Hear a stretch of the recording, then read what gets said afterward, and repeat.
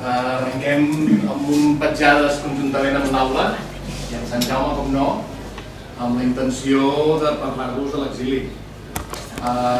Quan amb els pares de la Cira se'ns van trobar, podria ser per Nadal o aquests primers dies, ens van dir, tenim aquest treball, això ho farem a França i nosaltres tenim la Reus Català, que tots just estem acabant de parlar i que a més dissabte, la setmana que ve, també amb la Verònica Bas fem el seu monòleg, no? Contra l'oblit en català. Que és un munt de coses que ens han passat a Premià i que l'exili ha tingut a veure amb Premià. Va ser un lloc que va enviar gent a l'exili, molts dels exiliats anant cap a França passaven per Premià, a carretera del camí Ral, i alguna d'aquestes entrevistes que heu vist aquí, l'únic que pretén és recuperar un fil que ja van començar el 2011, el 2008 amb les gravacions des de l'Ajuntament d'Arxiu, i que tot just ara les tornem a reprendre perquè hi ha moltes coses que una gravació com aquesta ens diu molt més de tots nosaltres. A vegades és un llibre, però aquí veieu les cares, la fesomia, la ganyota, i a més anem trobant cosetes, no? Com que la gent ens deixa entrar a casa seva. Demà, si tot va bé, ho farem a casa de Fina, a casa Marianet, la casa del escriptor, Maria Manent. Per tant, és una cosa que si ens permeteu ens deixeu. El que venim a dir aquí és qualsevol de vosaltres pot ser un protagonista, és a dir, que al final aquesta mitja hora de conversa per explicar-nos d'on vens, d'on vas, què n'has fet, a vegades tothom diu el mateix, no sabem, no sé qui ho hem de dir. L'Àngel, molts n'heu passat, el David, molts n'heu passat per aquesta càmera, no? La sorpresa és, com tot, no?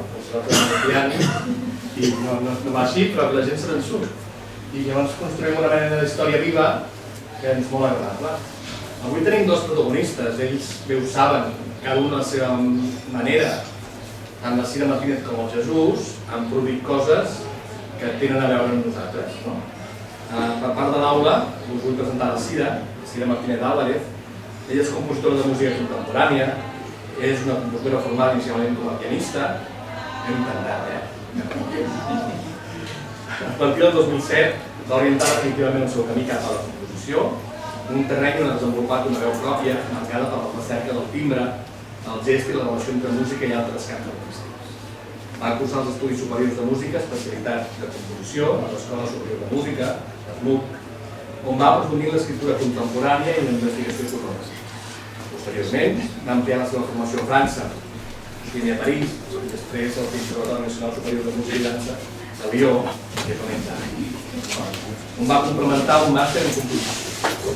Aquesta etapa va ser decisiva en la seva evolució artística, especialment pel treball interdisciplinari en dansa, interpretació del moviment, noves tecnologies aplicades a la creació musical. La seva obra Guernica va ser reconeguda amb el Premi de la Fundació Saladena, un impuls a consolidar la seva projecció internacional. Des de llavors ha estat convidada en diverses acadèmies i residències de creació, com l'Acadèmia Opus 21 o el Centre Nacional de Creació Musical de Grec. Les seves composicions han estat interpretades en festivals i cicles especialitzats a Espanya, França, Àustria i Alemanya, i ha rebut encàrrecs d'institucions com Ràdio França, l'Auditori de Barcelona o el Gran Teatre del Liceu, així com de diversos ensembles o orquestres. L'univers creatiu de Cira Martínez Álvarez, que és la filla del Salvador i del Dolors, que ja coneixeu de l'Aula, es caracteritza per una atenció especial al gest sonor i a la recerca musical. Les seves peces sovint integren instruments acústics, electrònica i col·laboracions amb coreògrafs i artistes visuals, configurant un llenguatge que travessa fronteres entre disciplines. Més enllà de l'experimentació, la seva música reflecteix una voluntat expressiva i compromesa i atenta al context social. Entre les seves obres destaquen La dansa de les estrelles, Guernica, El crimen fue Granada i Càrceres, peces que mostren l'evolució d'una autora amb mirada internacional i arrel formativa sòlida. Avui amb nosaltres la Cira. Us vull presentar també el Jesús Pellegrini Parrondo. El Jesús ha conviscut molts anys amb nosaltres, va col·laborar amb Carnestoltes, com bé sap, el Jaume i la Gemma, i altra gent que ha col·laborat, sempre amb dos mans i una furgoneta plena de focus i el que fes falta per fer de la capacitat nostra de fer coses populars amb elements professionals. El Jesús, després de molt temps, ens hem retrobat i amb això del petjades que ens trobem 7-8 persones de vessants diferents, que l'única pretensió és que passin, com diu l'Elia, la gent que fa coses boniques, el poble que fa... La gent del poble fa coses boniques. La gent del poble fa coses boniques, no? Doncs com sempre, com es feia abans. Doncs què hi poses tu, què hi posem nosaltres? Que el Jesús, fa un any, arran del neguit de seguir el recorregut de Neus Català i Pallejà a Premià, amb una exposició de biblioteca se'ns va ocórrer fer la recreació de l'exili d'aquell dia. Hi havia 182 nanos que amb l'entrada dels franquistes a Barcelona, doncs el Neus Català, que estava al davant, una persona reconeguda internacionalment, expresoner de Ravensbrück, i després una militant ferma als drets socials, com torna a Catalunya, va estar donant xerrades inclús a l'Institut d'aquí de l'Àlea Pujol. Vam contactar amb la Verònica és de Comanya, és l'actriu que després veurem el reportatge, i que vam poder entrar a Castelldaura, que és la colònia de les Acàcies. Castelldaura és... Avui estan actuant a dalt, perquè la residència de Castelldaura és on està l'Opus, aquí a Premià. Doncs entrant en aquella finca, en aquella casa, doncs jo només ho he fet una vegada, acompanyant la Neus, quan va venir a Premià de l'any 2005, per primera vegada després que marxés l'any 39. Va tornar, no havia tornat mai més aquí, i va intentar trobar aquella finca, i sí, era la finca de les Acàcies, que si no hi heu estat mai, en aquestes rutes històriques que fa Inèdit Tours a través de l'Ajuntament, ens permet almenys entrar al passeig i veure la façana. Aquella façana no ha canviat, per dintre està diferent, però aquella sensació que aquella finca podrien estar als anys 40, 35, doncs com era aquesta colònia de mares i d'infants amb la Neus i altres. Hem aconseguit retrobar aquest fil molts anys després, i d'avui us presentarem el que va fer el Jesús, tal com ho fem nosaltres, el que t'hem posat amb la càmera, amb l'altre company, doncs un documental més llarg que no està penjat a les xarxes perquè pesa molt. En trobareu una peça més curta de 9 minuts, però avui amb el Jesús estrenarem aquesta versió més llarga. No és impossible reduir aquella hora i mitja que va estar allà, però almenys perquè ens tingueu l'essència. Nosaltres en Algo Extraordinari no teníem cap exemple de com podíem fer aquella recreació, que va ajudar dels Mossos històrics, els històrics, diguem-ne, els que quan els demanes d'aquest tipus venen com en aquella època republicana, els pits i amb el paper de la Verònica com a Neus Català, jo crec que vam arribar a la plaça Llibertat, vam ajudar a entendre coses. Res més, per nosaltres és un plaer, que dèiem al Vicenç, no? I entre Sant Jaume a l'aula i penjades, nosaltres al final és un camí que ens hem de trobar. I tant bo sigui així, perquè al final és... Si em permeteu, jo seré breu. Moltes gràcies per estar aquí. I jo només diré una cosa, és a dir, la voluntat dels de l'aula és, sempre ho hem dit, col·laborar amb les entitats del poble, fer poble, com ha dit el Sebastià, i aquestes sinergies de treballar conjuntament és les que ens donen, a tots plegats, aquesta energia i aquesta ganes de fer coses. Només agrair-vos la vostra presència aquí.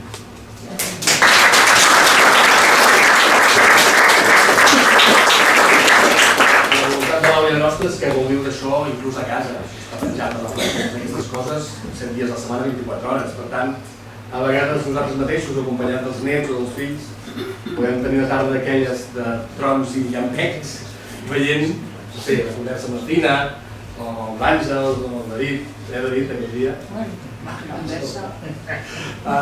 Bueno, us ho dic perquè després ens reconeixem, és a dir, hi ha molta gent que ens reconeixem i diu, escolta, doncs jo t'he vist.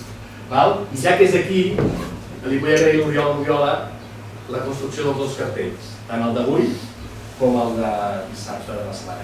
És a dir, això ho muntem entre gent que fa uns mesos ens coneixíem i de cop i volta, hi ha brasa i no sé què cremi, però surten coses. Doncs, mira,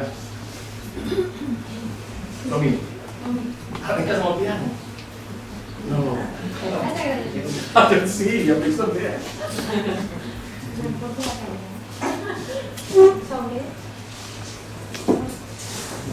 També m'han dit que ha de fer un micròfon així no he de cridar. Si em sentiu bé.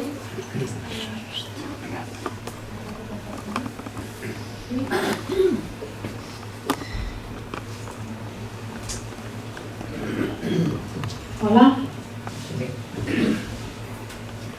Hola? Ara sí? Ho sent bé, Sí? No gaire?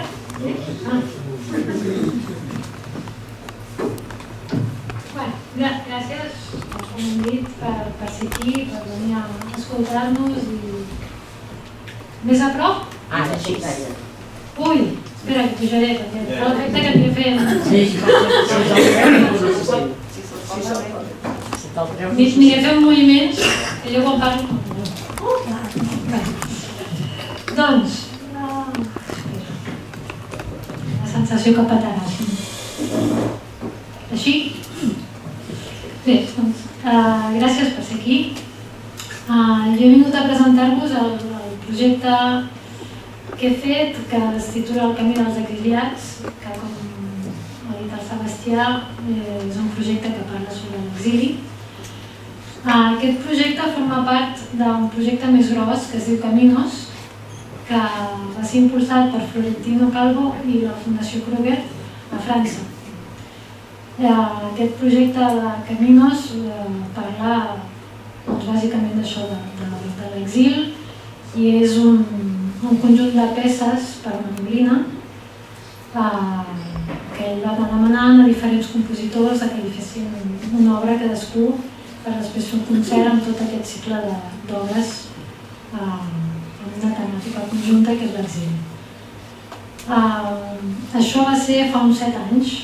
Fa un parell d'anys em va trucar a mi i em va dir que li fes una nova peça per introduir en aquest cicle.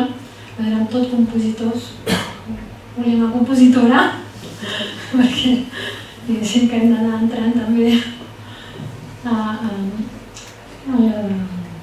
per artística, no només en els homes, les compositores, coreògrafes, pintores, també existim i en aquest cas ens va voler fer l'encàrrec.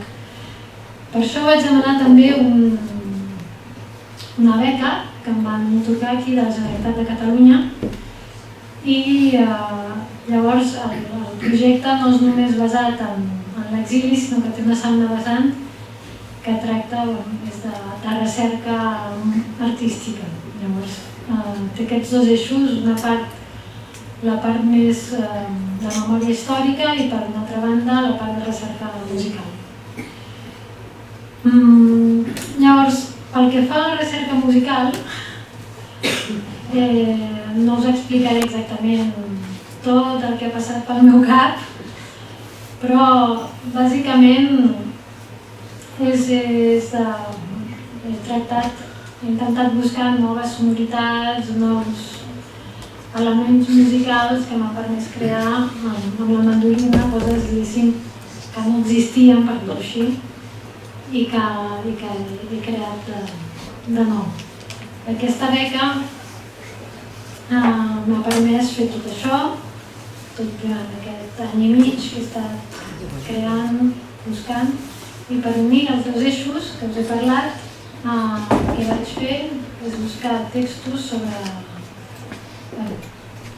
els testimonis de l'exili, parlaven sobre el que havien viscut al llarg de tot aquest camí fins a l'exili, que per això es titula així l'obra, tot el que havien viscut des del moment en què es va acabar la guerra fins que van arribar a França i fins que es van poder establir o tornar cap a Catalunya. Llavors, amb tots aquests textos, diguéssim que he creat el meu material sonor.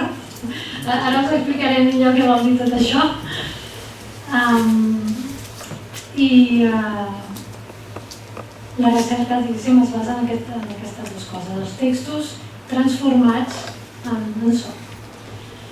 Llavors, què vol dir això de material sonor, so, perquè no us estic parlant de cançons ni melodies, només parlo de so i coses estranyes. Diguéssim que, igual que amb la pintura, per exemple, les pintures de Miquel Àngel no són el mateix que les pintures de Picasso, ni de Miró ni de Dalí, amb la música en realitat ha passat el mateix. I la música clàssica d'ara, nosaltres normalment pensem música clàssica, Mozart, Beethoven, però això és de fa 300 anys. I ara es fa bastant diferent. La música de creació actual és molt diferent del Mozart. Llavors, com és que és diferent? Diguéssim que Mozart i Beethoven creaven tota la seva música amb unes normes, per dir-ho així, molt estrictes, i sobre aquestes normes hi creaven una melodia, que és la que tots podem cantar i dir, ostres, coneixes aquesta música que fa ta-ta-ta-ta, i tothom sap el que és. La podem cantar. I ara no, ara és diferent. Ara, més que melodies sobre unes notes, el que fem és tractar el so, qualsevol so, això és so, com a... dir-ho tot? Com a material, com si es tractés de fang, per exemple. Tu fas una figura amb fang i el munteges, l'apretes per aquí, l'estires per allà, jo no ho sé fer, però... o la pintura o l'escultura treballen amb materials, o més rugós, o més llis, amb colors més fosc, més clar, i tu quan ho mires dius, això potser no és cap casa, ni cap fruita, ni cap paisatge, però et diu alguna cosa, et diu que és molt fosc, no sé, em fa una sensació, em crea angoixa, o em crea serenor perquè aquests colors m'agraden i estic en pau, o el que sigui, saps? Amb la música ara mateix hem de fer una mica el mateix tipus de treball, de dir què m'està dient aquest so? Ja no és puc reconèixer la melodia o la puc cantar, sinó dir què m'està generant dintre meu, m'està fent por, m'està fent angoixa, m'està fent que el cor s'acceleri perquè és un ritme molt ràpid, o m'està dormint perquè és molt pausat i no passa res, és simplement un so. I hem de fer aquesta feina més de dir què em genera, sí que és un altre tipus d'escolta. I per què vam arribar aquí, diguéssim? També us vull explicar una mica com havia anat, com hem passat de Mozart fins ara. Diguéssim que es van estar des de la música barroca fins al segle XX amb aquestes normes, us he explicat, clàssiques, i fins les guerres. La Primera Guerra Mundial, sobretot, i després la Segona, els creadors van dir que havien de trencar amb el passat, que si el passat ens havia portat fins aquí, que no podia ser i s'havia de trencar. Llavors, compositors com Schoenberg, hi ha un compositor alemany, que és Arnold Schoenberg, va fer, per exemple, va crear unes noves normes, un nou sistema que es diu dodecafonisme, perquè en la tonalitat hi ha una nota, la tonalitat està formada amb 7 notes, do, re, mi, fa, sol, la, si, do, no sé si coneixeu. Llavors, la més important, si estem en do major, per exemple, és el do. I el do és la nota més important i tota l'estona sona el do, el do, el do. I ell considerava que això era com una tirania, no pot ser que una nota sigui més important que les altres. I va fer un sistema en què les 12 notes eren igual d'importants. Diguéssim que havien d'escoltar primer el do, el do sostingut, el re sostingut, fins que no escoltàvem les 12 notes no podíem tornar a repetir el mateix do del principi. I van començar a generar altres coses completament diferents del que coneixíem fins ara per escapar del passat. Hi ha un altre exemple més tard, que és John Cage, que ell va fer una peça el 1952 que es diu 4 minuts 33 i el que fa és que el pianista surt, obre la tapa del piano, s'asseu i s'està 4 minuts 33 segons en silenci. I ell volia demostrar que en el silenci també hi ha molts altres sons que també podien ser música. Si jo ara, per exemple, em callo, sentim això, sentim el bar, sentim potser algú amb els peus, o la cadira, i ell volia, diguéssim, fer que l'escolta anés més enllà de les notes, la melodia, els acords que havíem escoltat fins ara. Que fos moltes més coses, que la música pugui ser milions de coses. Llavors, a partir de llavors, vam començar a crear la música amb sons, no amb notes, sinó amb sons. Llavors, clar, el creador li dona sentit en aquests sons, els posa en forma, li dona una evolució, una progressió, el que vulguis, perquè tingui sentit musical també, que hi hagi una tensió que puja, arriba a un clímax i baixa, com qualsevol altra música amb notes, però amb sons. Diguéssim que expandia molt més tot el ventall de possibilitats que no les 12 notes cromàtiques que té el piano o qualsevol instrument. Tinc aquí perquè si no em perdo. No em deixi coses. Llavors, com us deia, a partir de tota aquesta expansió sonora que van fer tot aquest procés dels compositors del segle passat, fins al segle passat ja, doncs ara el que fem és construir la música, no amb notes sinó amb sons, i no d'una manera tan racional en les normes, hem d'arribar a la tònica, la dominant, la cadència, la no sé què, no sé si coneixeu una mica, però diguéssim que ja sempre és el mateix, en la música tonal clàssica, sinó que el que fem és crear, igual que els altres artistes dels altres dominis, crear una reacció en el públic, ja sigui angoixa, por, serenor, estrès, alegria. Tu crees un discurs amb sons que genera unes sensacions en el públic i el públic doncs ha de deixar-se portar i escoltar on el transporta, tot això. El que he fet jo doncs, amb els textos, l'idea del meu projecte era crear com un camí sonor que us portés en el camí que havien fet totes aquestes persones fins a l'exili. Això vol dir, com sabeu, que aquest camí no va ser molt agradable, us podeu imaginar, així que hi ha moments que són forts, que són distorsionats, que són angoixants, que són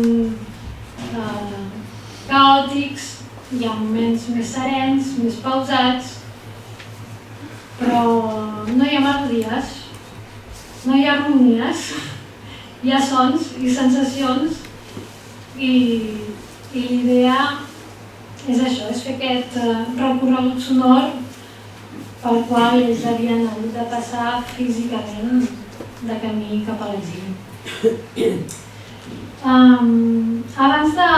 Després us parlaré dels textos i de la forma que he construït en aquest camí, però abans us volia parlar una mica de l'instrument, perquè la peça és per mandolina.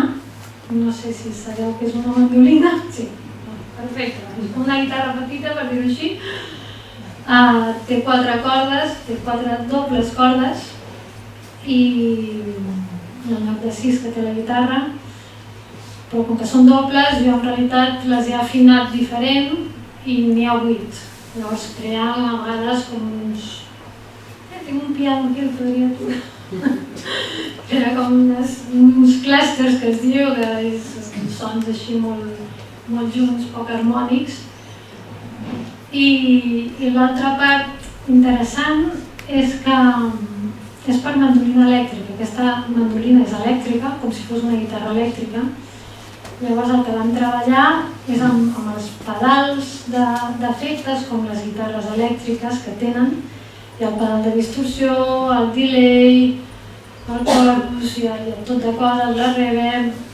I hem estat amb el mandolinista, vam estar treballant junts, vam estar buscant tots aquests sons, que ara per això la beca de recerca, perquè vam estar creant, diguéssim, sons que no existeixen, amb els pedals que distorsionen i modifiquen el so del que és una mandolina normal.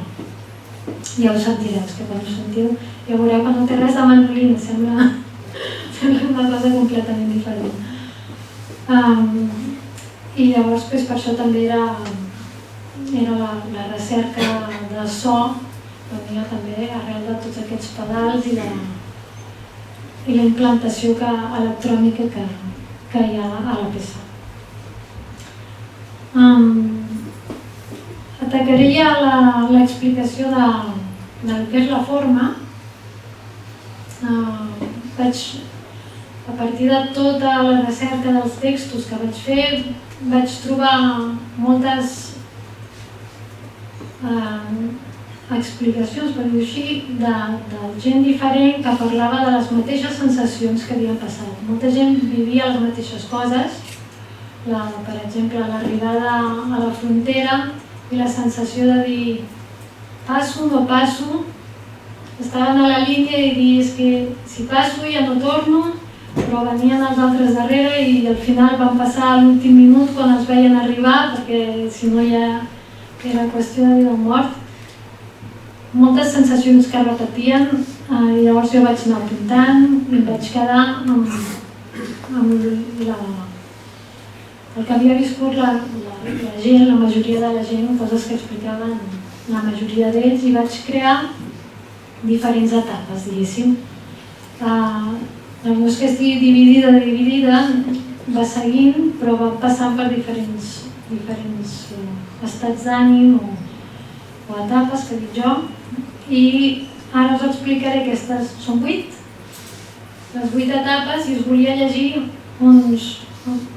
alguns dels textos en els que m'he basat, que vaig trobar, i així us faré una idea. Després també, quan escoltem la peça, he fet una projecció on també podreu llegir part dels textos que aniran apareixent a mesura que la música avanci. A cada part musical hi haurà el text corresponent en el que jo m'he basat. Llavors comencem per la primera etapa, és al final de la guerra, parla dels últims bombardejos, i molta gent explica que tot era caòtic, que la gent no sabia què fer, sortia als carrers, hi havia molta por, molt col·lapse de gent, s'enfilava als camions com podia, tots els camions plens, i molta gent parla del caos i de la por. Llavors, imaginareu que la primera part de l'obra no és tranquil·la i relaxada, és bastant distorsionada, fort, caòtic, aixordadora, com les bombes. També molta gent parlava de l'aixordament de les bombes, del caos, i clar, jo volem recrear aquest camí i les vivències que ells havien viscut, si l'idea era posar-vos en la seva pell, per dir-ho així, doncs la música és com si us caiessin les bombes al damunt a vosaltres també. Ja baixaré el volum, no patiu, però comença així. I un dels textos és de la Maria Àngels Vayreda, que diu: vam travessar a poc una ciutat morta, per tot es veien ruïnes, desolació, gent que s'atapeïa pels carrers preparant-se a fugir en desordre. Els bombardeigs, ara que teníem el foc tan a la vora, s'havien fet incessants. Després, amb la nit closa, un gran silenci planar. Les portes i finestres es veien tancades i barrades. Molta gent dormia tirada pels carrers entre la runa dels edificis destruïts. Això és un dels textos que n'he trobat molts més, però molts parlaven del mateix, del fugint en desordre, de tot destrossat, de la gent pel carrer. I bueno, ja ho veureu, ho he intentat plasmar.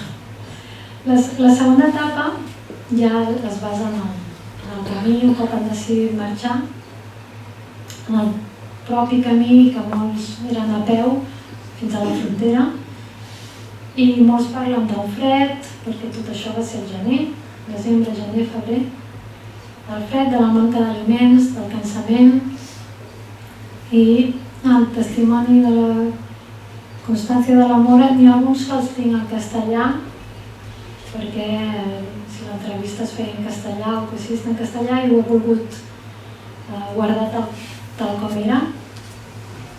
La carretera era un testimonio mudo del paso de los refugiados. La noche estaba muy oscura y los caminos casi desiertos. Pero los faros del coche iluminaban en cada curva algún objeto abandonado en la cuneta.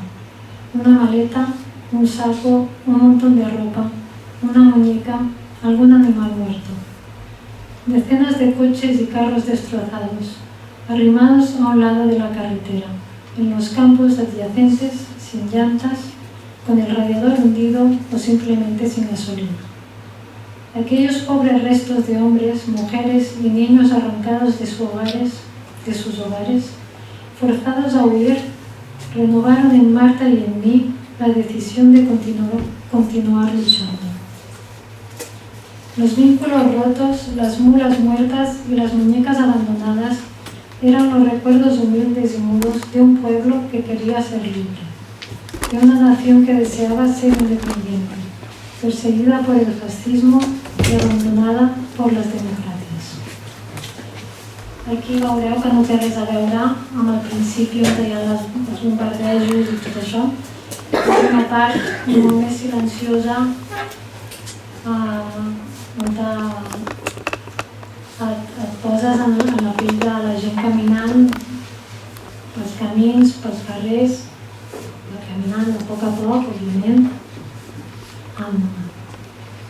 hi ha la tristesa i el cansament de veure's derrotats. La tercera part és l'arribada a la frontera. Això també molts explicaven les aglomeracions que hi van haver, perquè al principi la frontera estava tancada encara quan van arribar.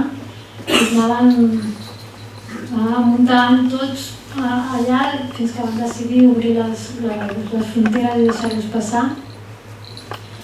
I molts parlen de la tristesa també d'haver d'abandonar el seu país.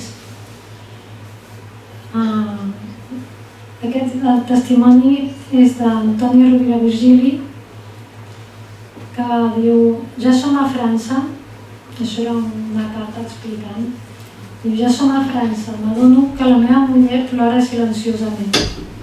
Aquí no hi arribaran els franquistes i els pits s'eixamplen en un respir més llarg.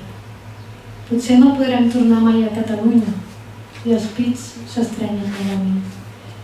A la frontera molts expliquen aquest doble sentiment de dir: ja estem salvats, però a la vegada estàvem tristos d'haver de marxar.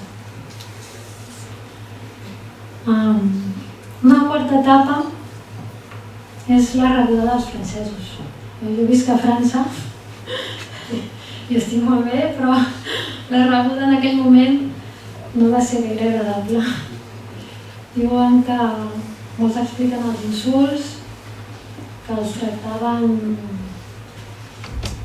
com assassins de capellans, veureu en els textos que apareixeran aquí, que els insultaven, que els tractaven com ramats quan els van ficar en els camps de concentració.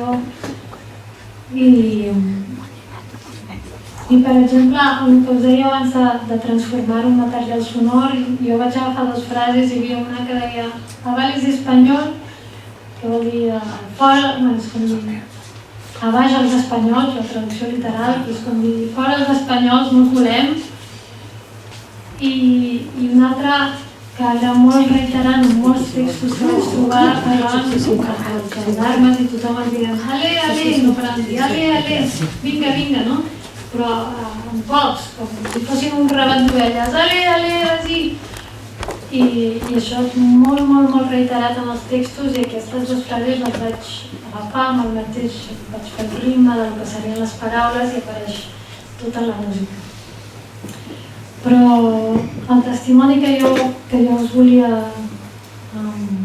llegir ara és un altre del Daniel i el Jaume Serra, que parlen del que van sentir ells a l'arribar.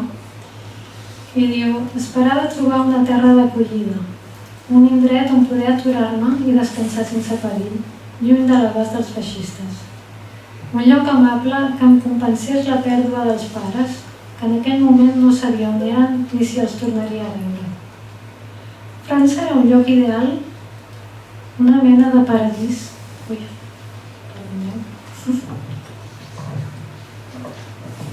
On podríem menjar i trobaríem roba d'abric i llits calents on poder dormir sense alarmes aèries ni sirenes.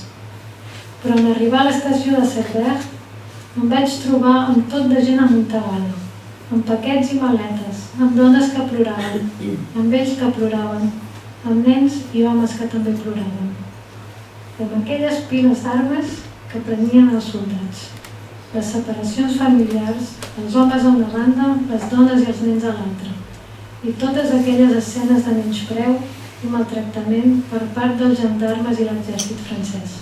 Em vaig trobar amb aquells cops de culata que ens feien anar de boli i aquells crits d'alé, alé, que eren l'única cosa que ens deien. Aquí... ja ho sentirem. Una cinquena etapa seguida és el que vivien en els camps de concentració, que té bastanta relació amb això, que és la humiliació, el maltractament, la gana també, el fred, les malalties, perquè estaven tots tirats a la platja sense cap mena de... Al camp d'Argelers, per exemple, explicaven que és que no tenien ni cabanyes ni res on ficar-se, feien un forat a la sorra directament per protegir-se del fred i del vent i dormien allà. I el testimoni d'Agustí Bartra explica que, ell diu, ciutat de derrota. Haver estat vençut no era prou. No hi ha fusta, però cal fer quelcom contra els dies ventosos i les nits fredes. Amb 4 o 5 mantes és possible de vestir una xabola, si els canyissars no han estat arrasats. Què hi fa que les xaboles hagin d'ésser tants baixes de sostre que només sigui possible de romandre-hi estès o assegut? Fa fred, fa vent, que no plogui. Els sostres de manta deixen passar aviat l'aigua i mentre la pluja duri hom tremolarà i petarà les dents. El llit de cada home és l'empremta que el seu cos ajagut deixa a la sorra. Al nord, filferrades. Al sud, filferrades. A l'est, filferrades. Però a l'est hi ha el mar. Fam i misèria. Al pal tasten abans les rates. Avui llenties. On va brut? Demà, llenties. Pols de sorra i de suor. Demà passat, llenties. Polls, sarna, disentèria. Sempre llenties. França és dolça en algun lloc. Aquí també moltes dels testimonis parlen molt d'això, que ells arribaven a França pensant que ells trobarien la terra acollida on descansar i pitjor no va ser, però no va canviar gaire la cosa de l'entreviment. En aquest sentit, les següents etapes parlen una mica d'això, perquè un cop van arribar allà i es van ficar als camps de concentració francesos, després va esclatar la Segona Guerra Mundial i els alemanys van arribar a França. Així que la guerra va continuar i molts dels que estaven als camps de concentració francesos diguéssim que els francesos els regalaven als alemanys, que se'ls volien treure de sobre. Llavors els enviaven en trens o en capós fins als camps de concentració nazis i allà tots coneixem la història com anaven.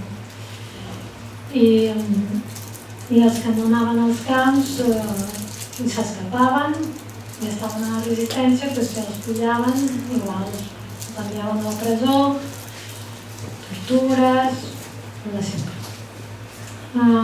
I el testimoni de la Secundina Barceló parla sobre aquests maltractaments, aquesta sisena etapa que he fet, parla d'aquests interrogatoris que van haver de patir i dels maltractaments. Y ella explica: en el local de la Gestapo de Orleans empezaron los interrogatorios acompañados de bofetadas, puñetazos, quemaduras con cigarrillos en los brazos. Ante mi silencio, más tarde emplearon la matraca, luego el lavabo, y finalmente el suplicio de la bañera. Como continuaba sin querer hablar, me amenazaron con que si no daba los nombres y domicilios de los responsables de la resistencia local y regional, como también los de todos aquellos que conocía y que participaban a la lucha, detendrían a mi hijo y lo colgarían. Este tratamiento duró unos 15 días. Entre tanto, y por otras causas, algunos otros camaradas habían sido detenidos, los cuales, cuando al fin me permitieron salir a pasear por el patio de la cárcel, no me reconocieron. Tanto mi cara estaba hinchada y desfigurada debido a los golpes recibidos. Me conocieron por los zapatos. Un altre testimoni. Aquí, per exemple, musicalment, també és un moment fort.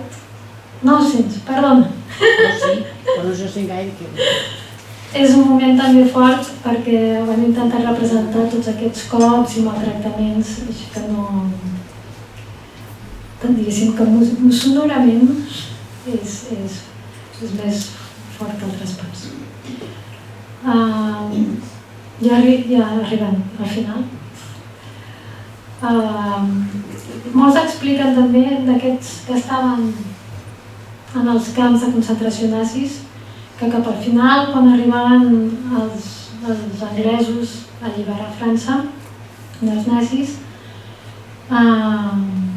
ells estaven en els camps i sentien els bombardejos dels aliats, dels anglesos, i tenien un doble sentiment que era d'alleujament perquè ja els venien a salvar, per dir-ho així, i a la vegada de por perquè els estaven bombardejant al damunt, perquè com ells estaven dintre dels camps alemanys, doncs els estaven bombardejant, llavors tenien por perquè els hi queden les bombes, però a la vegada estaven alleujats. I en aquest sentit llegiré un text del testimoni de José Miret que diu: la aviación inglesa bombardeaba con frecuencia este objetivo estratégico. Aturdidos por el ruido ensordecedor de las explosiones, sentíamos al mismo tiempo alegría y temor entre el ir y venir de las ambulancias que transportaban los heridos y los muertos. Després d'això ja arribem a l'última etapa, que és simplement l'esperança de tornar a casa. En aquell moment molts esperaven que l'alliberament seguís cap a Espanya i alliberessin també a Espanya de Franco, però no va ser així. Es van quedar als Pirineus. I molts expliquen aquest doble sentiment també de voler tornar, però com que hi havia Franco encara, no saber si tornar o no tornar, de l'enyorança, de l'esperança de tornar. I el Jordi Huguet va escriure, aquest cop és més com un poema, va escriure: cada any el dolor és més viu, l'enyorança més amarga. Cada any l'esperit més somort i més dèbil d'esperances, i els horitzons més obscurs resta encara una il·lusió com un caliu dins de l'ànima cada any més dèbil, segur. Tant de bo que mai s'acabi. L'ull trist, malalt d'enyorança, mira inquiet l'horitzó blau. Voldria veure-hi una nau i s'enveles d'esperança. I així s'acaba l'obra. Ara sí, amb una música un xic més pausada i amb un final més esperançador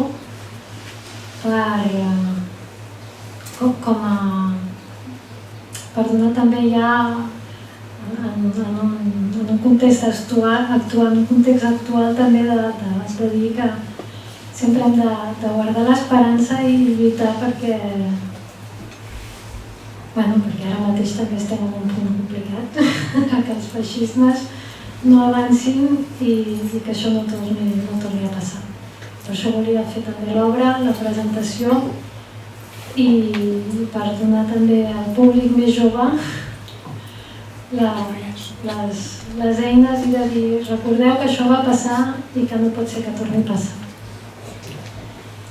Ara escoltarem l'obra, doncs, amb els textos i algunes fotos també que he recol·lectat.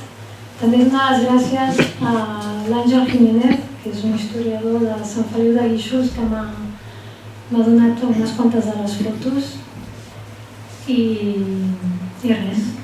Espero que us agradi o que sentiu tot el que ressentiu. I si després teniu preguntes, comentaris o el que sigui, més després o ara o al final, oi? Al final ja podeu, jo estaré aquí i ja ho veurem. Moltes gràcies.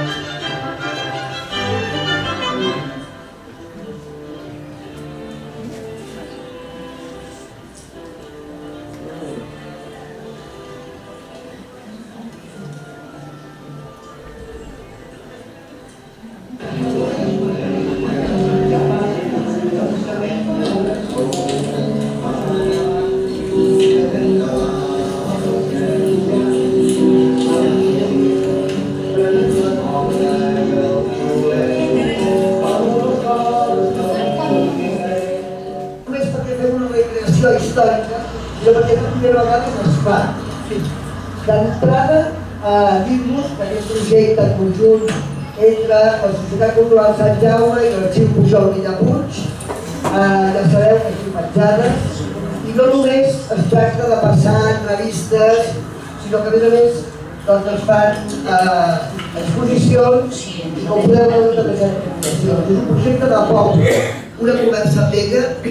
El que sí que era humil, sempre passa, La gent més gran sempre són les persones més humils. I per tant, per nosaltres és un privilegi estar avui aquí i organitzar això. Això no hauria estat possible sense l'acompanyament de l'Ajuntament de Premià de Dalt, de Castelldaura, que ens ha recollit, ens ha obert les portes, i del cos de Mossos d'Esquadra de la Generalitat de Catalunya, del cos històric dels Mossos d'Esquadra de la Generalitat de Catalunya. Moltíssimes gràcies per ser avui aquí. Passo la paraula. Que en el seu moment van ser comprades per les persones amb diners de Barcelona. I aquestes vistes se les van agafar per poder-hi venir a l'estiu o fins a setmana. Baix o demà els tenien d'anar a buscar amb la tartana. Per tant, ells sabien que el dissabte per dir alguna cosa a les 2 arribava el tren. Per tant, el masover amb el seu cotxe o amb la seva tartana del cotxe tirada per un cavall o dos, i tenien d'estar a l'estació esperant els senyors que pugessin i portar-los a la seva finca. I llavors ja l'amo que estava a la torre feia la seva feina, el que tenien de fer, i el masover a la seva feina també. És una de les moltes torres que hi ha, també hi ha la Torre del Pi, té la Sala, Villa Matilde, en fi, totes tenien semblada missió o manera de fer les coses. No era aquesta. Un gran senyor que tenia els seus diners i ajudava o tenia treballadors. Per tant, jo una petita o dues anècdotes puc dir que la Torre del Pi, que és aquí, Torre de Ment, o García Nieto, García Nieto, van fer-hi la torre, els treballadors li deien: escolti, senyor García, és que això va molt lent. I ell deia: tranquils, m'acabareu la paciència per als diners. Era el que feien aquestes persones. Una altra anècdota també us haig de dir és que aquí a dalt dels pilars del barri tenim dos personatges que si poguessin parlar ens explicarien la mort d'un noi de 18 anys aquí davant mateix del barri en temps de guerra.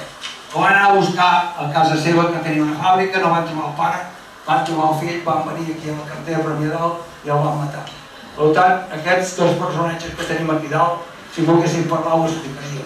També podien explicar la marxada o la sortida de la Neus Català. Però bé, ells són personatges que no poden parlar. Però sí que són personatges que un es diu Quinfo i l'altre Utarà. Si això el dieu de pressa ho trobareu amb el futbol. Quinfo i Utarà. Per tant, no ho vull explicar res més, ens allarguem, anem per la feina. Gràcies per la vostra assistència i que això sigui un record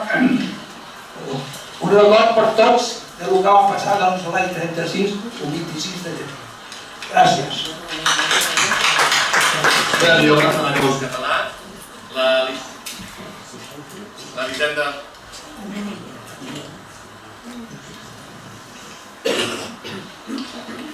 l'Elisenda Belenguer, que és amb tots nosaltres. Gràcies, Elisenda. A la Verònica Bas, que fa d'actriu. A la Biblioteca Jaume Marí, que fa totes aquestes 3 setmanes dedicada a Neus Català. A l'Arxiu Municipal, amb la qual ja l'any 2005 varen començar a treballar a Neus Català. A l'Hospital Cultural Sant Jaume. A l'Àlex Rivera, que és l'arxivera. Al Jaume Borràs, que ens ajuda amb petjades. Al meu fill Mateu. Al Jesús Pellegrín i a l'Esteve, que també estan fent fotografies. A la Misha Weinstein, que també estan fent fotografies. Al Josep Tecúndez. A Soleil Fustés. Al Rober de Càritas. A la família R per les mantes. A la Maria de la Cisa per les mandarines. A la secció històrica dels Mossos d'Esquadra. A Castell d'Aura i a Rodamont Complements per les etiquetes. L'any 97 es presenta el llibre de la República Premià, 1936-1939 de Jordi Mas. En allà ens trobem amb la Neus Català, jo personalment per primera vegada, l'any 97. Feia 59 anys d'aquells fets. En aquell moment, en aquest llibre, també parlem del Miquel Llobé i l'Amo. És un jove de 23 anys, fill d'un industrial del Masnou, assassinat per un grup anarcosindicalista aquí mateix, aquí davant. Hem marcat amb gràfics, amb números romans, el 23. Va ser el 24 d'octubre de l'any 35. Aquest també el vull donar en recordat. La Neus Català ens tornem a parlar amb el president de Sant Jaume, amb en Joan Comas, l'any 2004, amb una visita a l'alcaldia. El 2005, a través de la Fundació Germiaga, participem a la tornada a Can Tries, ara a Castell d'Aura, després de la seva marxa. La Neus Català no havia tornat mai, feia 67 anys. Vam estar acompanyats de l'Àlex Rivera, de la Montse Màntic Paret, era filla dels masovers d'aquesta finca, del meu pare, conjuntament amb l'Elisenda Belenguer. Ella es coneixia ja, però va ser ell va començar a escriure tota la història que després s'ha publicat. Gràcies, Elisenda.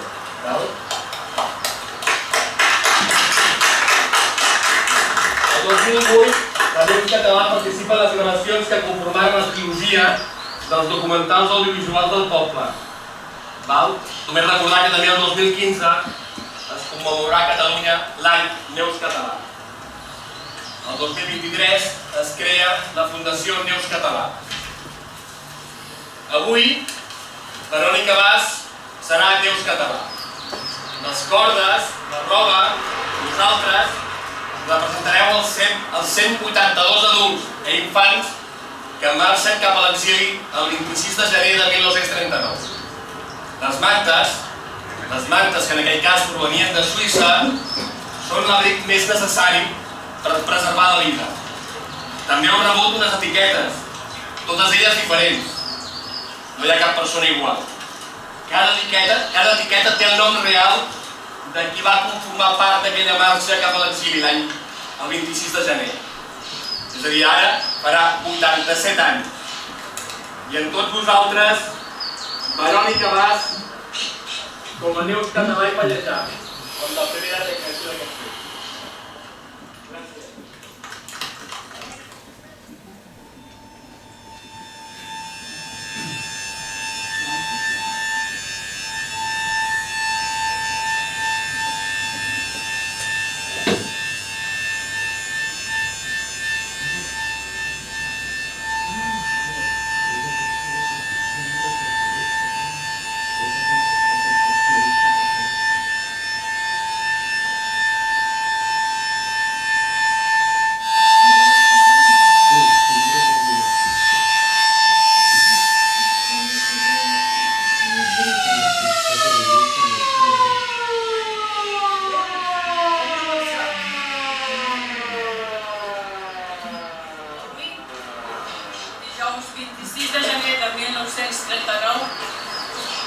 l'exèrcit franquista ha entrat a Barcelona. I nosaltres, amb 182 infants i mares, hem de ser evacuades amb camionetes del cos de carabiners fins a la frontera amb França. Des d'allà, creuarem els Pirineus a peu. Agafeu les mànegues i poseu-les al coll. No les deixeu per res al món. Ho heu entès? Com si fos el vostre tresor.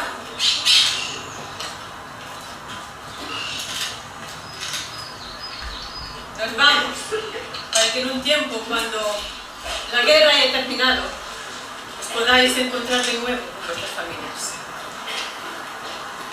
Totes les guerres són bones.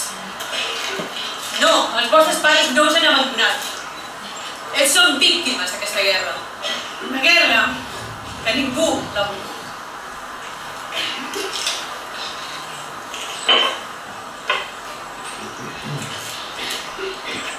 Recordeu quan vau fer aquella obra de teatre? Era Nadal i ho vau fer davant del president Negrín.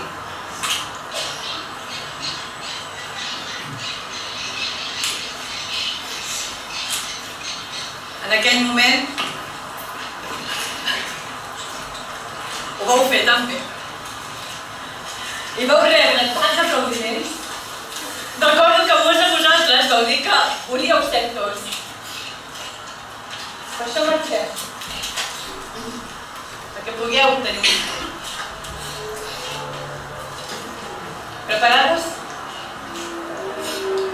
Preparats?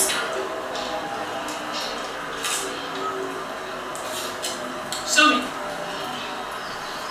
Ens acompanyaran el cos dels Mossos d'Esquadra, fidels fins l'últim moment de la República.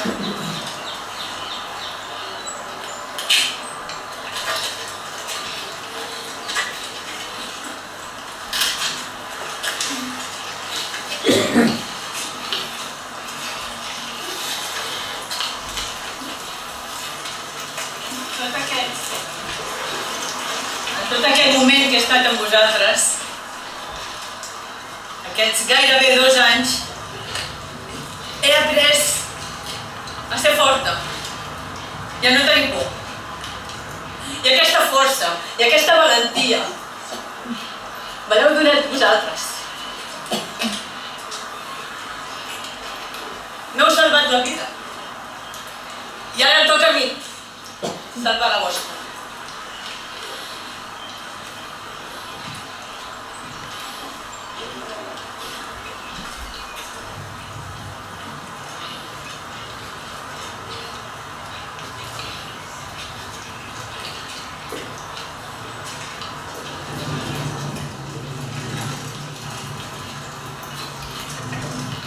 Quin fum i tascant.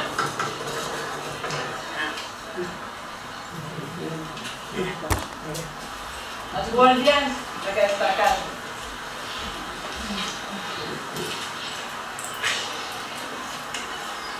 Veieu el mar? Aquell mar és en el que em banyava cada dia a les 6 del matí. Vosaltres encara vivíeu, jo baixava a la platja, m'hi capbussava i això em donava forces per el nou dia. Tornava a pujar, em treia de sal amb aigua freda i us venia a dir el bon dia.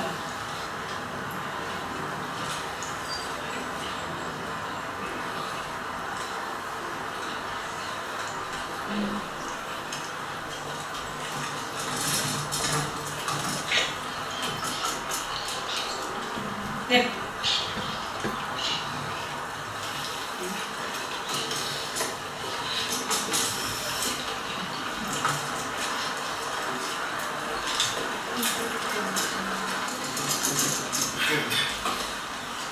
Sé que teniu les cames fortes. Ho sé, perquè alguns he vist jugar a pilota, amagar-vos darrere dels arbres, quan jugava a fer amagar i dèieu «Nieves, t'escondes muy mal!» Ho sé. Sé que ho podeu fer-ho. I ho aconseguirem. I sabeu què? Cantarem una cançó perquè el projecte sigui més amè. ¿Os acordáis de esa canción que os enseñó la maestra de música? La teniu a les butxaques. Us he vist amb molts de vosaltres amagar-vos les lletres de les cançons. Quan els estels es ponen, hem de sortir per guanyar ric gegant. L'airet és molt tranquil·la, serveja, i em fas que tu ens cantem la cançó. Avant, avant, que trec de dalt, si anem pujant, se baixa al cim. Prenem la corda i per passar les grampons del cel. I aquest de dalt, per fi, per cel. Us en recordeu o no d'aquesta cançó? Me'n recordo les dades. Però la mestra de música vaig estar a insistir moltíssim amb vosaltres. De bon matí, quan els estels es ponen, hem de sortir per guanyar el ric gegant. L'airet és molt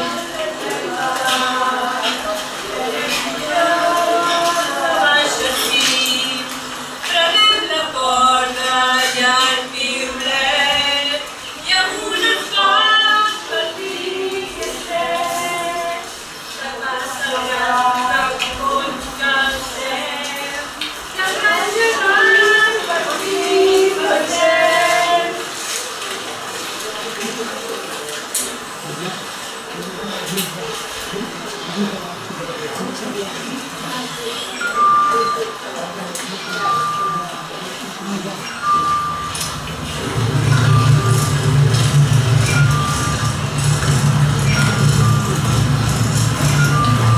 Mireu, en aquella direcció es troben els Pirineus, muntanyes que separen 3 països.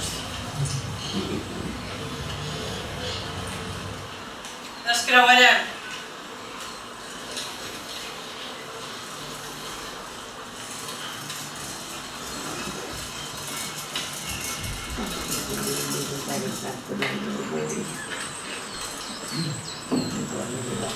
Puc assegurar que ens espera un futur millor allà on anem.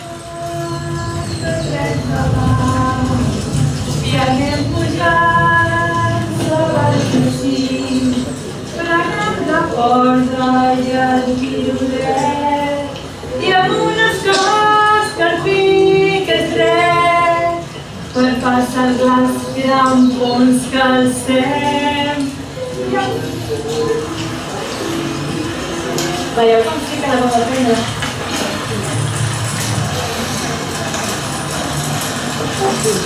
Si veiessin els vostres pares, serien molt orgullosos.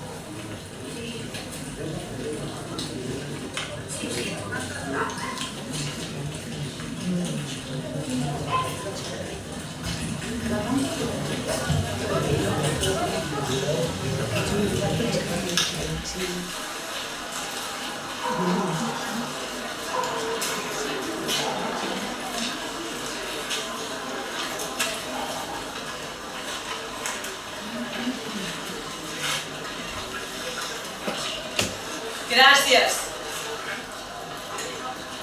Ho hem aconseguit. I els Mossos d'Esquadra ens han acompanyat fidels fins l'últim moment de la República.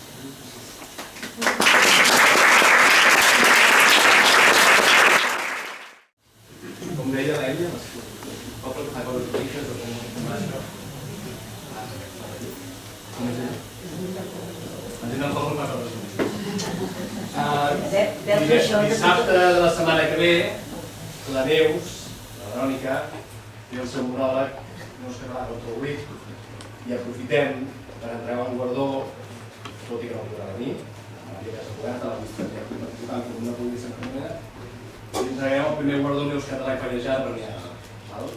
Començarem amb la l'empenta, que tots bé la coneixeu, o si no, una persona espectacular que ha provocat que aquestes coses passin.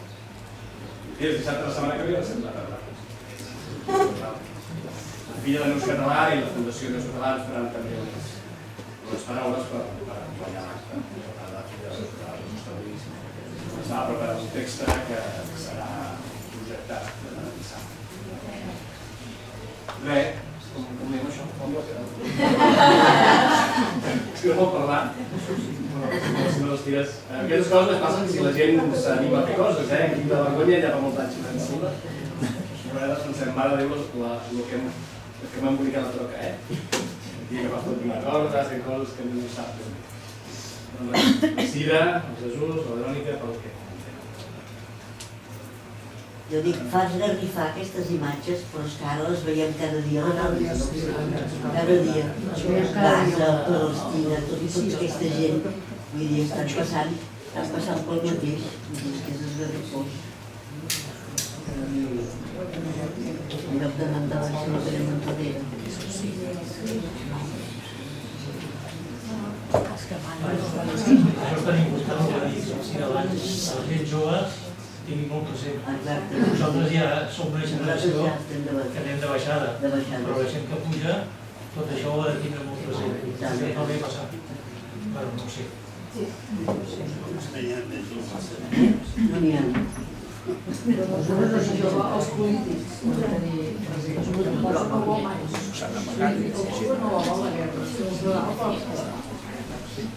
No podeu sortir d'aquí a darrere. No poden sortir d'allà a darrere. Sí, perquè no se sent. Han amagat. Tot i així s'ha de recordar els joves, perquè el monòleg també va a centres de secundària, va a un taller, llavors és important que els joves treguin consciència, perquè al final som nosaltres qui votem els governants. Sí que poden haver dictadures, al final som nosaltres els que tenim la veu, aleshores és important que aquestes noves generacions treguin consciència del que ha passat, del que està passant i del que podria passar. Aleshores és... El que ve li fa una mica de por, fa por. Perquè ens podem trobar una cosa d'aquestes. Sí, totalment. Sí, totalment, estem al límit. Això és important que aquesta història, la història que ha explicat la Cira, que explico jo, poden explicar altres persones sobre la dictadura, sobre l'exili, sobre persones deportades, els camps de concentració, totes aquestes històries han de continuar explicant-se, perquè els joves no coneixen el que va passar. No ho poden conèixer perquè potser els avis no ho expliquen, no ho volen explicar o ja no viuen per explicar, per tant ho tenen com a l'oblit i creuen que la dictadura es va viure bé aquí. Tenen una mentalitat molt equivocada i uns aprenentatges que no són els correctes, no sé si per comunicació de la família o per coses que han anat sentint, i creixen amb aquesta mentalitat, amb aquesta consciència, i això és el que fa que es continuï creant aquest caos una mica dintre la societat. Llavors és important que la memòria perduri i que continuï... Jo me'n recordo que el meu pare explicava quan ell va tornar del front, que va tornar a fallir, i el meu sogre que va estar a Argelers, al camp de Concepció. Però esclar, aquests ja no hi són, com que nosaltres no ho hem viscut, vull dir, tampoc som capaços d'explicar tota la història aquesta, no? A mi el meu pare m'ho explicava, el meu pare va ser ferit de les capes de la batalla de l'Ebre, vull dir que jo vaig néixer al 40, que vull dir que era l'any que es va acabar, no? Sempre ho explicava, oi, una guerra, no? El que vam passar allà, però esclar, nosaltres, com que ja no hem viscut la guerra, vull dir, no hi pensem a explicar alguna tertúlia familiar, coses anècdotes de la guerra. I aleshores no profunditzen amb tots els fets, totes les cites, totes les memòries, no? Exacte. Van a la informació més general, llavors aquí és com, bueno, m'estan explicant història, però realment... La meva mare me'n recordo que explicava que tenia una germana, la gran, amb un anyet o així, sortia pels bombardejos de Barcelona i anava des de Gràcia fins a baix de tot de Barcelona a buscar una mica de llet. Clar, això la meva mare m'ho explica, però jo, com que jo no ho he viscut, llavors ja no ho expliques als teus nets tot això. El problema està fet perquè no ho explica, o sigui, ho sabem no ho expliquen. Bueno, també pel dolor, no? Per una mica guardar si no ho explico, és com si no ha passat, no? És com... No és per això, no sé, és que no ve el cas com si exacte. No, perquè es continua endavant, llavors no es vol mirar enrere. Llavors és normal. Sempre tenim aquesta mentalitat de continuar endavant i deixar-me passar. Amb aquestes guerres que hi ha ara, penso tantes vegades en el que els meus pares deien, els avis i tot això. És que la meva sogra sempre deia oi, una altra guerra no, sisplau, una altra guerra no. Vull dir, és que els nostres pares ho han passat fatal, fatal. I per això que penses, ostres, és que tot el que ve ara... El que ve ara jo crec que es pot combatre d'una forma molt fàcil. Com? Fàcil no. Però abans de fer-ho... Però sí que és veritat que el que estan fent amb el Jovent i amb nosaltres és cadascú amb el seu món, amb el telèfon i molt dividits. I l'única fórmula que jo, des del meu punt de vista, és estar tots units a on? Amb associacions culturals, amb sindicats, amb partits, amb organitzacions de tot tipus, és igual, la que sigui, però organitzats. Perquè si bé, si això torna, per que no, i ens agafa cadascú a la seva, a casa seva, estem perduts.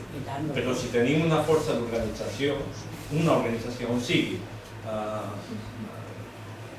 cobres el tipus d'organització cultural que vulgueu, política, és igual, el que sigui, allà ja no és una persona, ja és un col·lectiu. I cuidador amb els col·lectius, perquè sembla que no. Jo crec que ens volen aïllar i tothom a vegades ho diu. I jo què puc fer? Simplement estar organitzat. Estar organitzat i preparat, però teatralment, culturalment, a nivell de cinema, a nivell del tipus de televisió que veiem i que volem. Jo crec que és des de la nostra, perquè la violència no em porta enlloc, evidentment, no? Però és que culturalment és l'únic que podem fer. És estar alineats, estar organitzats i promoure molt debat. Si amb el feixisme no volen parlar, no volen raonar, és executar. I quan entren amb la discussió, amb el raonament, aquí estan perduts. Llavors, provocar el raonament, provocar, com havia abans, els ateneus, tornar a juntar-nos, tornar a parlar, tornar a discutir tots, però sense barallar-nos, vull dir, canviar impressions. I aquest és un país que de seguida és molt fàcil que la xispa salti, ja sabem de què estem parlant, no? Però crec que això ho tenim que tornar a fer, o sigui, tornar a recordar els ateneus que havia fa 50, 60, 70 anys on es parlaven de qüestions socials, culturals, polítiques, per què no? Podem tindre idees diferents, però si tots volem el bé comú, bueno, una mica més a l'esquerra, una mica més a la dreta, però això, jo per mi, des del meu punt de vista, és l'única solució que hi ha. La pau i estar organitzats a tots els nivells. Si no estem organitzats, jo crec que la cosa està molt fotuda. Jo voldria aportar una dada. Soc docent. Hi ha un 30% d'alumnat que abandona els estudis. Vol dir que hi heu de pensar que tot el tema de història contemporània no s'estudia fins batxillerat. Vol dir que generació darrere generació que acaba el que es diu l'ensenyament obligatori de secundària, l'ESO, no han vist ni han sentit a parlar, a menys que hi hagi professorat amb bona voluntat, que n'hi ha, però som minoria, ni de la Guerra Civil, ni de la República i, per suposat, del franquisme. Jo estic prejubilada i l'any passat entrava a classe i era Franco, Franco, Franco! O Vox, Vox, Vox! Com a manera de provocació. No contra mi, és a dir, de la mateixa manera ho fèiem amb altre professorat. Per tant, és quelcom que vaig repetint perquè canviar els currículums costa molt, perquè depèn del ministeri, i aleshores hi ha hagut intents, per exemple, de fer ciutadania, de fer... i hi ha hagut moltes queixes al voltant d'aquesta mena de apanyos, perquè sapigueu que si no s'arriba a batxillerat no s'estudia història contemporània i que a més dels pocs que van a batxillerat tenim un fracàs escolar que hem millorat però ronda el 30%, que no acaben ni tan sols l'ESO, l'ensenyament secundari obligatori. Jo hi he llegit que havia, no sé si és veritat, vaig llegir una notícia, que hi havia professors d'història que volien començar l'altre. Clar, sí. Però que tenen que començar la prehistòria. M'entens? O sigui, fer un esquema del principi d'història i després començar la pel darrere. O sigui, d'endavant enrere. Que és algun professor, algun col·lectiu de professors vaig llegir que ho havia proposat. El que passa que no sé... Però el currículum, és a dir, les programacions s'han d'ajustar al que diu el Ministeri i dissortadament això és difícil de revertir. Ja, el que passa que no s'arriba al final. No és que no s'arribi al final, és que no es contempla. És que hi ha un problema. No es contempla perquè està, o sigui, a la secundària no s'estudia història contemporània. No s'estudia, no entra dintre del programa. Els llibres de text no ho tenen. Aleshores, si tu no tens el franquisme, no tens la Segona República, no tens el postfranquisme, doncs tenim generació darrere generació que depèn de la bona voluntat del professorat i de les famílies que hagin d'alguna manera posat alguna cunyeta. És que hi ha un problema, que és que en aquest cony de país la guerra no s'ha guanyat, es va perdre. I per tant, qui manen continuen sent els mateixos. O els fills, o els nets, o els cosins. Però hi ha els mateixos cognoms que continuen manant. I si em permeteu un anunci, abans de la celebració que tindrem de l'acte de Neus Català dissabte vinent, tindrem dos veus que representen el republicanisme, que són en Joan Tardà i en Pisarello, que vindran aquí a Premià de Dalt, a les 6 ens trobarem aquí i a les 7 estarem a dalt del teatre. Molt bé. Això quin dia? Dissabte vinent. I amb aquesta línia que explicaves de manca, diguéssim, d'acció educativa i pedagògica, enhorabona a tota la feina que heu fet. Exacte. Perquè realment són eines pedagògicament perfectes, diria jo, soc pedagog. Per altra banda, diguéssim, que recullen molt bé tota la selecció que heu fet de textos, d'imatge, diguéssim, donant-li una dimensió didàctica i pedagògica molt important que precisament pot ser un bon complement per això, per professorat, que en un moment donat necessita unes eines per treballar a l'aula, per fer difusió, per donar a conèixer, i per altra banda, diguéssim, el lligam per donar-hi aquesta visió, diguéssim, global de la música i dels continguts, també us ha sortit extraordinàriament brillant i l'enhorabona a tota la bona feina que heu fet i que penso que pot ser molt útil per l'educació. Jo volia aprofitar l'acte per dir-vos una cosa. Vaig començar amb aquell que vaig anunciar que vaig col·laborar, que seria l'antologia. Vam fer un que es deia Gustau la sensació de l'Escovet, que va passar per Sense Ficció. L'altre que vam fer va ser Via Laietana 43, el Cap de la Bèstia. I el dimarts aquest s'estrena a Sense Ficció un documental que ha estat censurat i el passem censurat el dimarts a Sense Ficció, perquè és a les 10:30 de la nit per TV3. I és, o sigui, vam parlar primer d'un assassinat a l'any 78 d'un noi al carrer Ferran de Barcelona per la policia, fet a l'esquena. A la Via Laietana ja sabeu de què vam parlar, de totes les tortures que van haver-hi fins fa molt poc, diguem-ho així. I al tercer, volíem parlar de les presons, què passa a les presons d'aquest país. Parlo de Catalunya concretament, però també s'estén a Espanya. Llavors aquest documental que van fer lliurement vol dir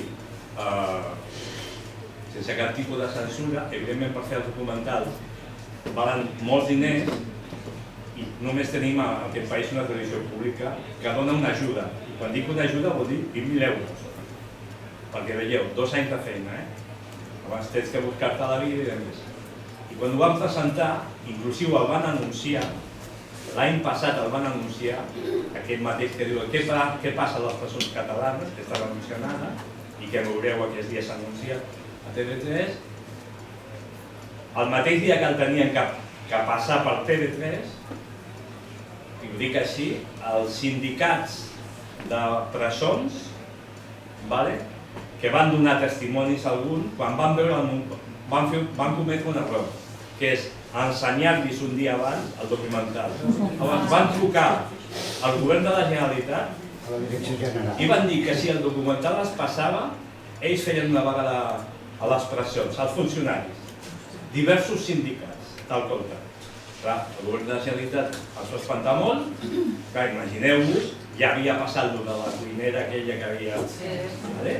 Imagineu-vos, i abans ho van anunciar i tots anàvem a veure, ja havíem vist, no? Però anàvem a la televisió i de sobte no ho passen i connecten amb un directe de no sé què i tal.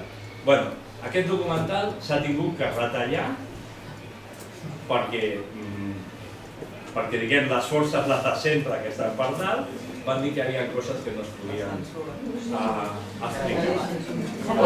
El documental que sapigueu, si el veieu, que sapigueu que està retallat i ajustat políticament correcte. Toca aquí, però no fica el dit a on està el problema. Quan el veieu, ja us donareu compte. Està fet el millor possible, però clar, a més ens van amenaçar, o sigui, la productora que va fer aquest documental, clar, tothom ens va prestar uns diners, aquests 20.000 euros, imagineu-vos, 20.000 euros, 2 anys de feina, els volien que es tornessin, perquè quan no s'havia estrenat, els volien que es tornessin. I han pagat a tothom, i han fet tota la feina i tal.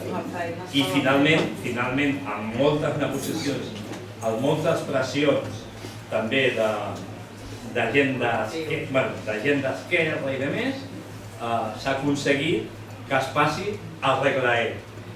Què vull dir amb això?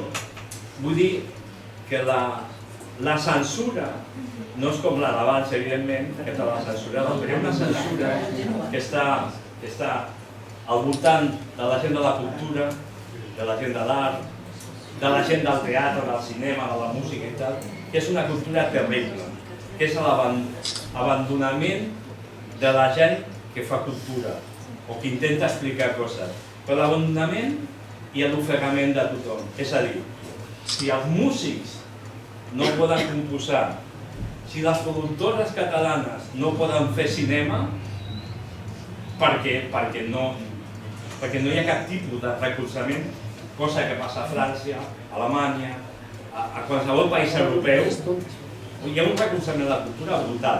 A la cultura, els tècnics, els creadors de tothom. Aquí no. O sigui, us ho poden explicar com voleu, però aquí no n'hi ha. Hi ha actors, hi ha actrius, hi ha compositors, hi ha directors que s'estan morint de gana.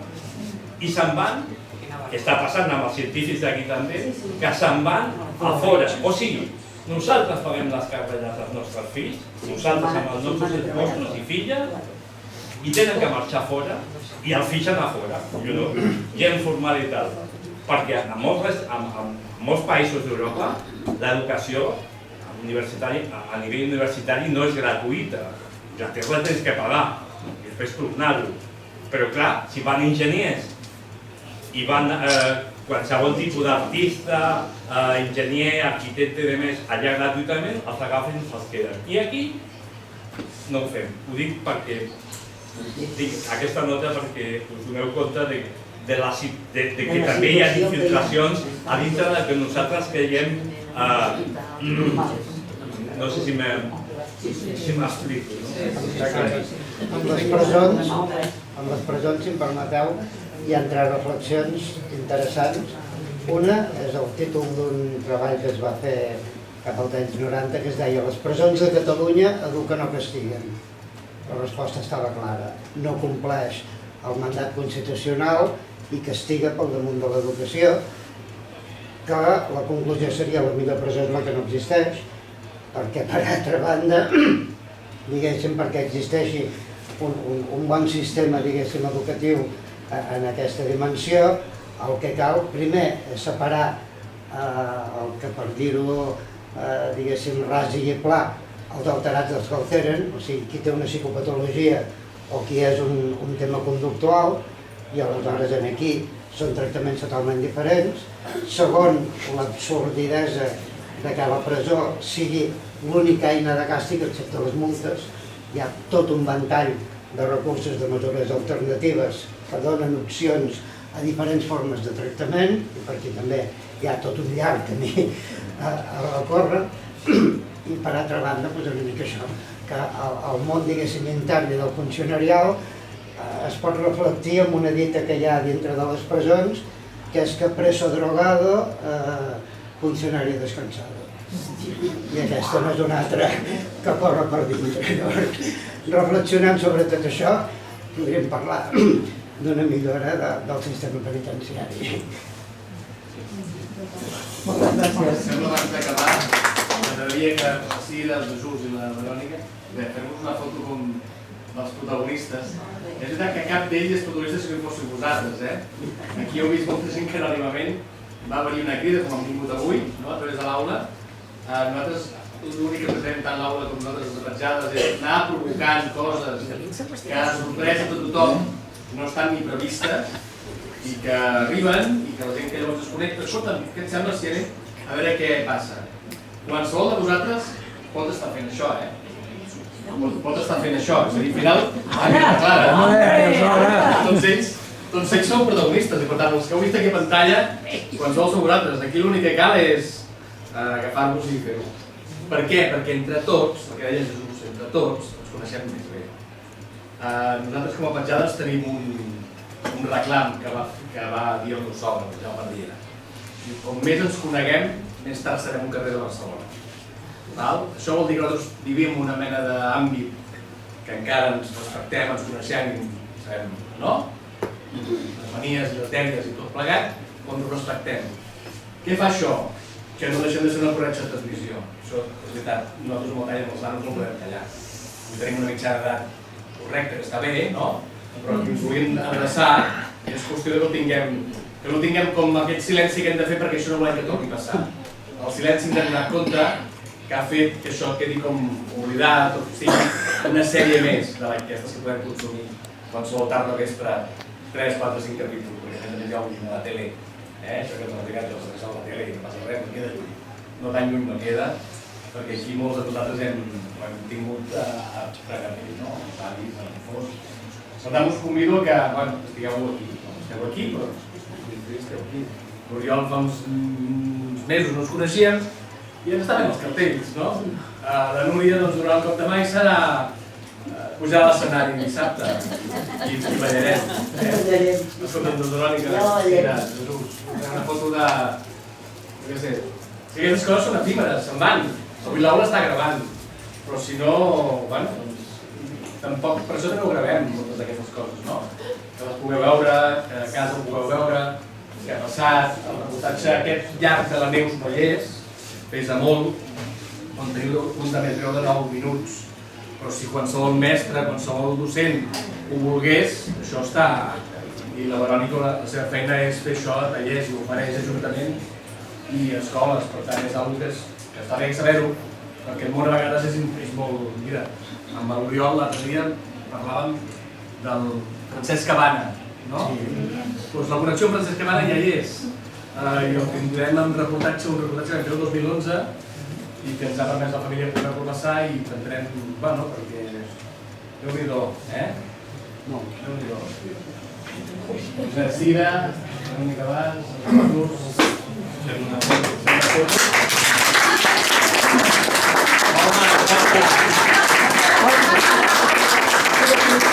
Ara farem el funcionari de la roteria. Farem el confessionari com la Rosalia i estarem... A veure, Lluís. Neus? Gràcies. A les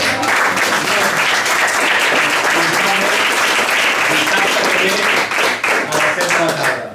I com deia també la companya Teresa, a les 7 hi ha aquí el Tardà i el Gerardo Pisarello. A les 6 hi ha el Pisarello i en Tardà. Per tant, aquesta casa bull,